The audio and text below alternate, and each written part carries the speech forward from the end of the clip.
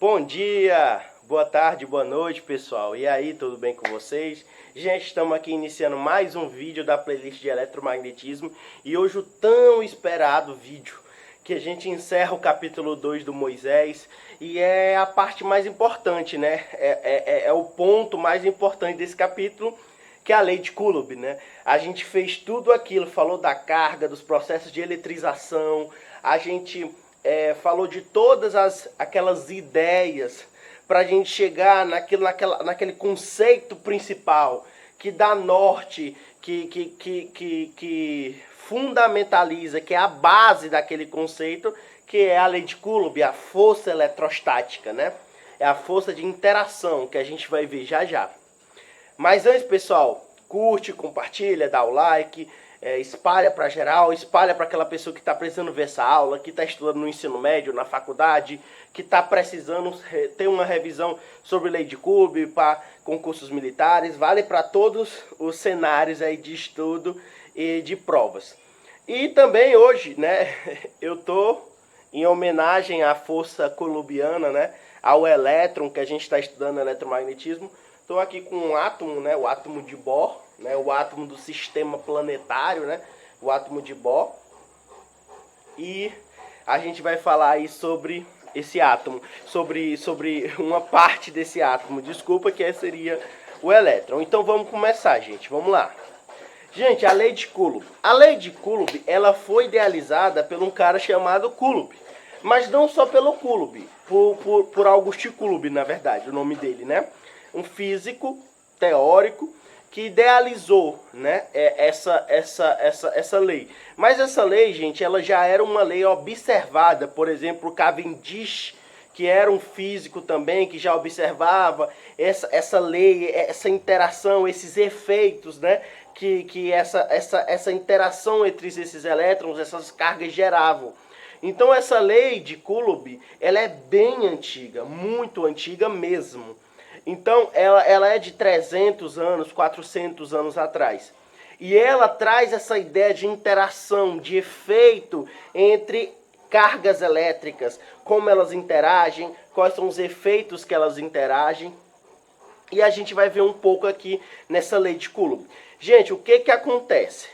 Vamos pensar primeiro assim. Nós estamos tratando com sistemas perfeitos, com forças perfeitas. A gente não está trabalhando aqui com interferência de forças externas. Então, por isso que eu coloquei aqui um sistema homogêneo. O que quer dizer homogêneo? Que ele é um sistema que não tem diferença de massa em todos os pontos dele. Ele é um sistema isolado. O que quer dizer que é isolado? É um sistema perfeito que não tem interferência de forças externas a esse sistema. Mas por que a gente tem que usar esse tipo de coisa? Gente, porque a gente está trabalhando com a força eletrostática no seu modo ideal. Quando a gente está só olhando inteiramente para as cargas. A gente não está olhando para aquilo que está externo às cargas, só o que está interno às cargas. Então a gente só vai olhar para a atuação dessa força eletrostática. Por isso que a gente precisa de um local, de um sistema perfeito, homogêneo, para não ter interferência externa, para a gente estudar e analisar quais são os efeitos dessas interações entre essas cargas elétricas, né? O efeito que essa força gera e como ela atua. Tudo bem? Isso para um estudo dessa força eletrostática. Então, a força externa resultante, ou seja, a soma das forças externas que atua nesse sistema é zero. Então, se não tem força externa, a gente pode analisar somente o que acontece internamente naquele sistema. Então, imagine que a gente tem duas cargas, né? Duas cargas, nós temos uma carga Q1 e uma carga Q2. Temos uma carga Q1 e a carga Q2 dentro desse sistema. Existe uma distância entre elas, esse raio, né? Lembrando, essa distância entre essas cargas, esse raio não é esse Rzinho, ela é uma distância, mas lembrem, não é uma distância de uma carga a outra. É uma distância entre os raios, entre os centros geométricos dessas cargas. Né, entre os centros geométricos. Então, a distância de um centro geométrico da carga 1 à distância do centro geométrico da carga 2. Então, seria essa distância aqui, esse Rzinho, tá bom? Perfeito, pessoal. Então a gente tem esse sistema isolado com duas cargas e uma distância entre os seus centros geométricos. Perfeito. Aí, através de experimentações, muitos cientistas, como eu já falei, o Cavendish, o Coulomb, fizeram experimentos. E eles notaram que existia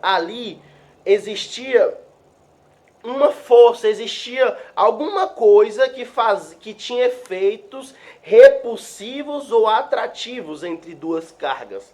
E aí eles fizeram um enunciado. O que esse enunciado diz? Existe tal coisa, essa tal coisa é a força de Coulomb, existe tal força, que a gente chama de força de Coulomb, porque foi idealizada pelo Coulomb e por outros cientistas. A força de Coulomb, ela é o quê? Ela é proporcional ao produto das cargas e inversamente proporcional ao quadrado da distância entre elas. Ou seja, o que esse enunciado diz para mim? Que naquele sistema perfeito, homogêneo, isolado de atuação de forças externas, você colocava cargas entre elas, e o efeito que seria essa força, dessa aproximação, desse encontro dessas cargas, essa força ela ficava maior quanto mais eu aproximava as cargas. Existia mais força, mais um efeito, seja um efeito de repulsão ou efeito de atração. Então eu atraía essas cargas, colocava elas nesse sistema e existia uma força que era proporcional à menor distância entre elas. Então, quanto mais eu aproximava, mais existia esse efeito, que era a força, que eles denominavam de força, né? E então, o que acontece? Vendo esses efeitos, através dessas experiências, desses experimentos, eles formularam o que a gente chama de força eletrostática, que é uma força que acontece quando a gente aproxima, quando a gente tem duas cargas em contato. Contato indutivo, tá bom? Tentem entender, contato indutivo. Pode ser por contato mesmo, mas a gente trabalha mais com contatos indutivos, ou seja, com distâncias. Pensem que quando a gente coloca lá dentro de um recipiente duas cargas e uma distância entre elas, vai haver o quê? Uma força. Essa força, eles denominaram essa força de força coulombiana ou força eletrostática, como eu já tenho dito aqui. E como eu falei, ó, você tem o produto das cargas. Quanto maior essa multiplicação, maior essa força, e quanto menor essa distância, maior essa força. E aí o contrário também vale. Quanto maior essa distância, menor essa força, tudo bem? Só que, pessoal, eles perceberam que existia um negocinho que fazia diferença aí. Esse negocinho é o que a gente chama de constante eletrostática. Essa constante eletrostática, ela está relacionada a ela é uma constante experimental. Ela está relacionada a uma constância desse efeito eletrostático de atração ou repulsão. Ou seja, quando eles fizeram experimentos, eles percebiam que existia um valor constante ali. Quando você pegava a força e dividia pela carga. Quando você pega a força e divide pelas cargas, você tem uma constante, você tem um valor, um efeito constante que sempre vai ser aquele mesmo valor. E a gente chama esse valor de constante eletrostática. Então essa constante eletrostática ela foi incrementada na fórmula. Então a força eletrostática ela depende, ela é proporcional a essa constante eletrostática e ao produto das cargas. E ela é inversamente proporcional ao raio ao quadrado, tá bom? Raio ao quadrado. Perfeito? Então a força eletrostática é K vezes Q1 e Q2 raio ao quadrado. A gente vai discutir esses módulos já quando a gente estiver fazendo uma discussão sobre o sinal da carga, tudo bem? Então vamos lá. K, eu já falei que K é a constante eletrostática. Q1 e Q2 são as cargas, e essas cargas a gente já viu que elas podem ser positivas ou negativas. Perfeito. E o Rzão a gente já falou que é a distância entre elas, tá bom? Distância entre os raios, os centros geométricos delas, perfeito? Então, pessoal, a gente aqui discutiu como essa ideia dessa força ela começou a existir. Só que a gente precisa entender como essa força se comporta quando a gente está falando de quê? De cargas com o mesmo sinal ou com sinais opostos. Então vamos lá, vamos entender como essa carga funciona. Como funciona com sinais opostos e sinais iguais. Gente, a gente viu lá pela experiência de Duhamel, Charles Duhamel, né, a lei de Duhamel, que o quê? Cargas iguais, né? Pincel azul com pincel azul, pincel azul com pincel azul se repelem, né? Eles se repelem. Então, cargas positivas com positivas ou negativas com negativas se repelem. Agora, cargas negativas com positivas ou positivas com negativas, elas se atraem. Isso também existe para a força coulombiana. Quando você tem cargas com sinais iguais, seja negativa com negativa ou positiva com positiva, essas cargas, o que vai acontecer com elas? Elas vão se repelir. Só que esse repelimento vai gerar um efeito, vai gerar uma força. Essa força vai existir. E essa força vai ser o quê? Uma força de repulsão. Existe uma força de repulsão, ou seja, as cargas elas vão se repelir, né? Elas vão se repelir com uma força contrária. E aí, por isso que aqui a gente chama de quê? A gente diz que uma força, a força eletrostática desse cara é igual a menos a força eletrostática daquele cara lá. Então, essa força é igual a menos essa. Mas por que isso acontece? Não quer dizer que a força eletrostática ela é negativa. Não é, tá bom? Aqui, ó, por que a gente usa o módulo aqui? Por quê? Porque essa força eletrostática ela é positiva. Tem que ser positiva. Só que lembrem, claro, em módulo, força, ela é módulo, ela é positiva, né? É uma força modular. Se ela tem que ser positiva no valor modular.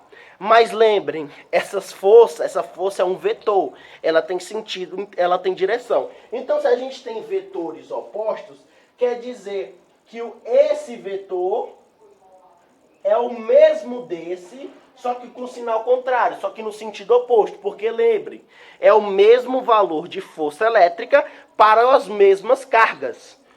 É o mesmo valor de força para as duas cargas, ou seja, elas vão se repelir com o mesmo valor de força.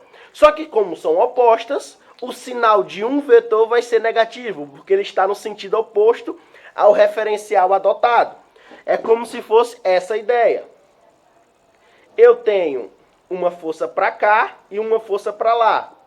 Só que eu adotei esse sentido de referência. Então, tudo que tiver para lá é positivo. Então, se eu tiver uma força para cá, ela é negativa. Perfeito? Mas não quer dizer que a força é negativa. É só o sentido dela, porque ela é uma grandeza vetorial. Tudo bem, pessoal?